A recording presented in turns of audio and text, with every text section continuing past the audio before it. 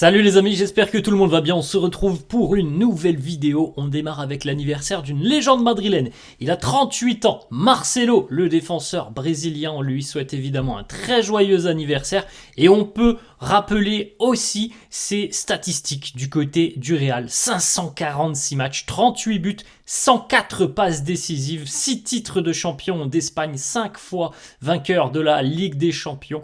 3 Super Coupes d'Europe, 4 mondiales des clubs, 5 Super Coupes d'Espagne et 2 Coupes du Roi, l'un des plus grands latérales de tous les temps, tout simplement. Il a fêté ses 38 ans, évidemment, on lui souhaite un très joyeux anniversaire.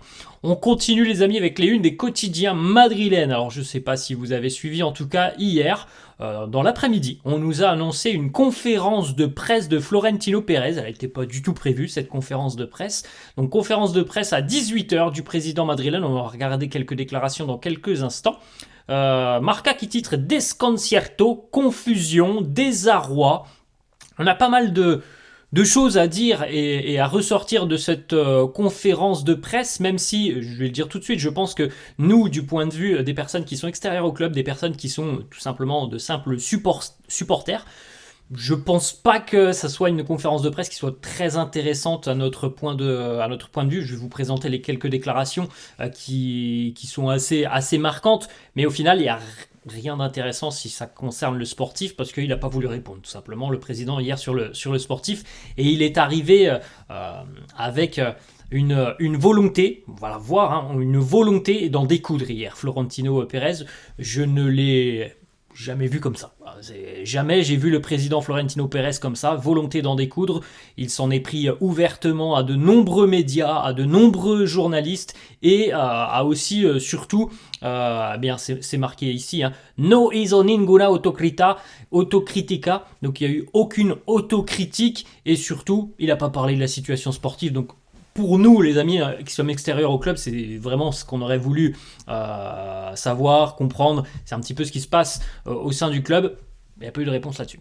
La une de As qui titre Me tendrán que echar a tiros, ils vont devoir me dégager. Voilà les mots de Florentino et vous voyez son visage très énervé. C'est quand même quelqu'un, Florentino, qui à chaque fois qu'on le voit dans une apparition, c'est toujours les mêmes traits.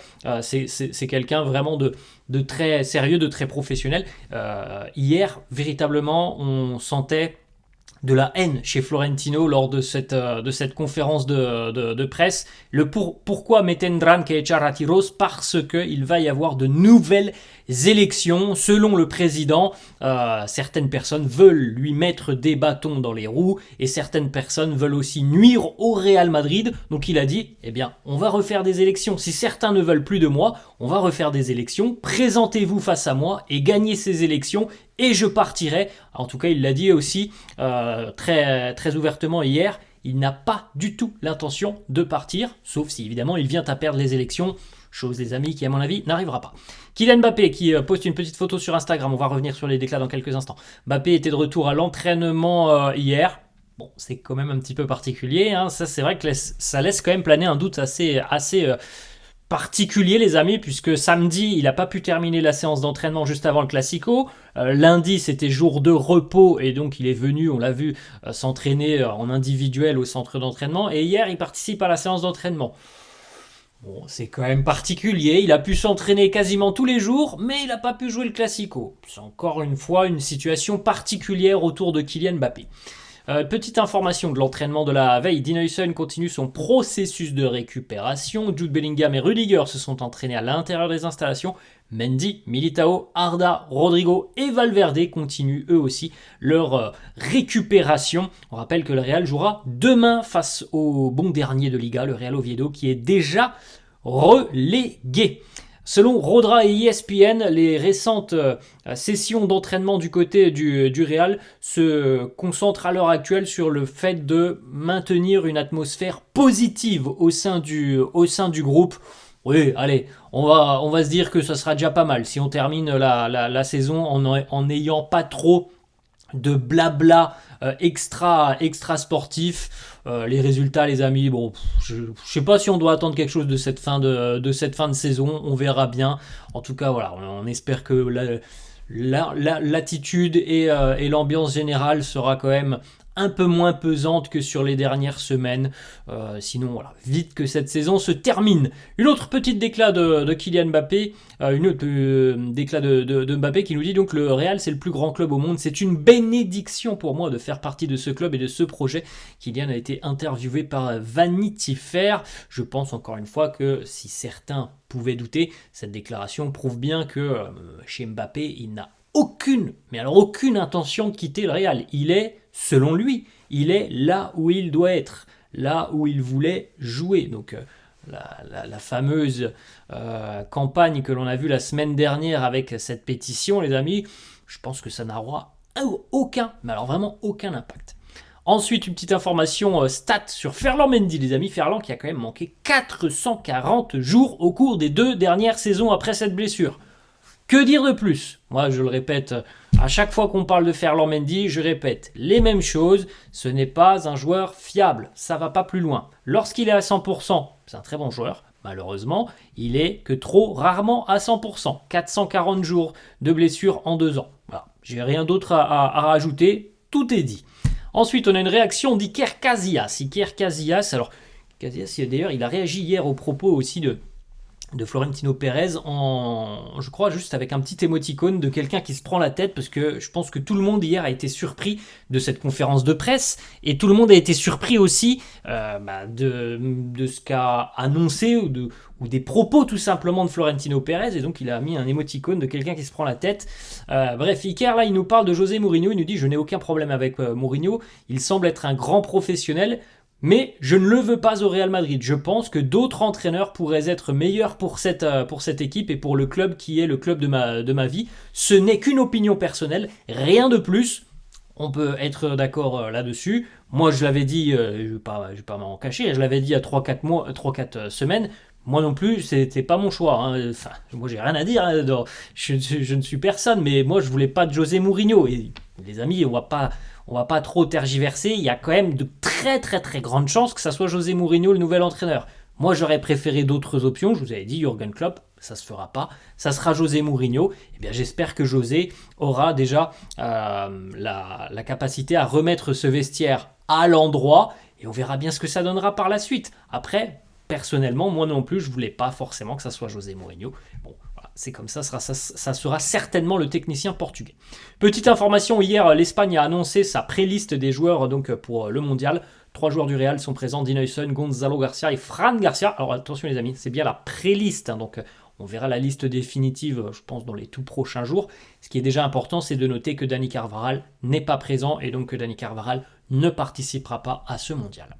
Ensuite, les amis, eh bien, on va ouvrir la page Florentino Pérez avec ses déclarations. Donc, hier, lors de la conférence de presse, il y a eu énormément de déclarations. Je vous en ai sélectionné quelques-unes. N'hésitez pas à aller sur les réseaux sociaux si vous voulez retrouver un petit peu tout ça, parce que c'est parti dans tous les sens. Sauf, comme je l'ai dit en début de vidéo, sur les sujets qui nous intéressent, c'est-à-dire le sportif, les résultats, l'ambition pour l'année prochaine, et puis aussi peut-être un petit peu le nouvel entraîneur. Bref, en tout cas, oui, il y aura de nouvelles élections au Real Madrid, alors on n'a pas encore la date. Pour rappel, normalement les amis, le mandat de Florentino devait courir jusqu'en 2029, donc il y aura des élections peut-être dans les prochains mois 2026 ou tout début d'année 2027, je pense que ça sera en 2026 fin d'année, mais voilà, de nouvelles élections et donc Florentino l'a dit, si certains veulent me faire tomber, eh bien qu'ils viennent aux élections face à moi. Ensuite, il a tout de suite aussi très rapidement annoncé dans cette conférence de presse, je ne vais pas démissionner. Certains aimeraient, certains adorerait me voir partir, ça ne sera pas le cas, j'ai encore faim, je ne vais pas démissionner. Il nous dit aussi, certaines personnes pensent que j'ai un cancer, certains veulent me voir partir, vous voulez que je parte? Très bien, eh bien alors allez gagner les élections contre moi. Il avait préparé en plus de ça pas mal de choses sur son téléphone, c'était complètement fou, cette conférence de presse, complètement fou dans le sens où moi j'ai jamais vu le président comme ça. Vraiment, je le trouve très atteint par ce qui se passe du côté du Real. Je sais pas si c'est la bonne attitude qui a été envoyée, les bonnes réponses qui ont été envoyées hier, parce que je l'ai trouvé véritablement très atteint, très agacé par les questions, donc c'était vraiment particulier. Ensuite, autre déclat de Florentino qui nous dit « Il y a des campagnes contre moi, Je suis toujours là, je suis le président. Les gens ont dit que j'ai un cancer, tout cela est faux, tout cela est inventé. Je ne suis pas fatigué. Il nous dit aussi, nous sommes le meilleur club au monde. Pourquoi certaines personnes disent que le Real est en plein chaos et pourquoi moi je devrais discuter avec ce genre de personnes. J'ai été ici pendant je ne sais pas combien de saisons. Nous avons gagné 7 Ligues des Champions. Nous avons gagné 7 titres de champion d'Espagne. Et on nous en a volé 14. 14. On a fait aussi d'ailleurs des vidéos sur les 18 points que nous avons perdus cette saison et qui nous ont été volés. Donc, grossièrement les amis, il n'y a aucune autocritique. Rien. Et on nous dit juste, voilà, si on gagne pas le titre cette saison, on a été volé par l'arbitrage. La réponse de Florentino. Voilà. Personnellement, moi, ça me convient pas, ce genre de réponse. Ensuite, Florentino qui sort son téléphone en pleine conférence de presse pour lire des articles de presse qui le dénigrent. C'était du jamais vu. Jamais le président n'avait été aussi virulent dans une conférence de presse. C'était assez fou ce qui s'est passé.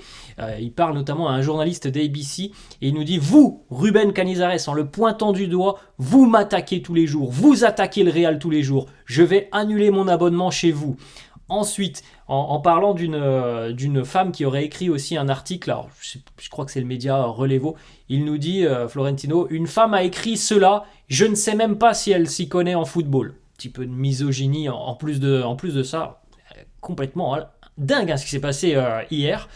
Florentino qui nous dit aussi, ça fait 26 ans que je suis ici, et pas une seule année n'est passée sans que 2 joueurs ou 4 d'entre eux se battent. C'est pour revenir un petit peu sur ce qui s'est passé entre Tchouaméni et Valverde.